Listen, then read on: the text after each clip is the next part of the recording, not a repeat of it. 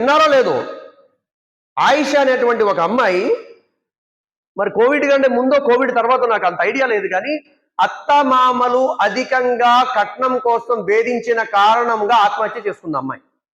ఆయిషా అనే పేరు పెట్టుకున్న ఒక ముస్లిం అమ్మాయి.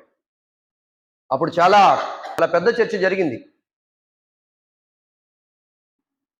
సోదరులారా, పెద్దలారా, చెప్పే మాట ఉద్దేశం ఏంటంటే, సమస్యలు ఖచ్చితంగా వస్తాయి, బాధలు ఖచ్చితంగా వస్తాయి, ఇబ్బందులు ఖచ్చితంగా వస్తాయి, మీరే తప్పు చేయకపోయినా మీ మీద నిందలు కూడా ఖచ్చితంగా పడతాయి, కానీ పరిష్కారం చావు కాదు. ఇది ఇస్లాం ఒప్పుకోదు అసలు. అమ్మ ఆయిషా రదియల్లాహు తఆలా అన్హా ఎవరండి?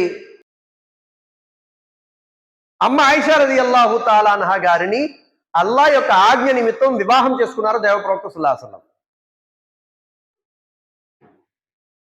అలాంటి పుణ్యాత్ముడి యొక్క కుమార్తె, అబూబకర్ గారి యొక్క కుమార్తె, ప్రవక్తలకే ఇమామైన హజరత్ జనాబె ముహమ్మదుర్ రసూలుల్లాహ్ సల్లల్లాహు అలైహి వసల్లం యొక్క భార్య,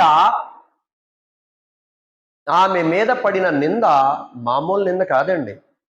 మదీనా అంతా కూడా, మదీనా నగరం అంతా కూడా కల్లోలం ఏర్పరిచింది ఆ ఒక్క మాట. ఏమిటి?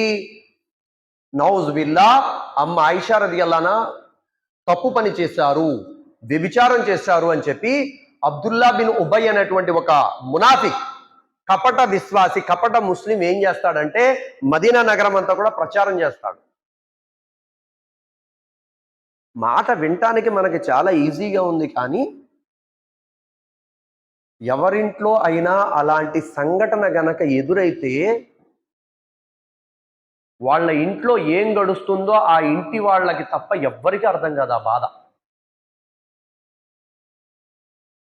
అంత బాధల్లో కూడా అమ్మ ఆయిషా రదియల్లాహు ఎప్పుడు కూడా ఆత్మహత్య అనే థాట్ రానివ్వలేదు.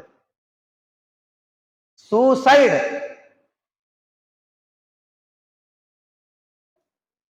చెప్పే మాట ఉద్దేశం ఏంటంటే సమస్యలకు పరిష్కారం ఆత్మహత్యలు కాదు అంటున్నా నేను.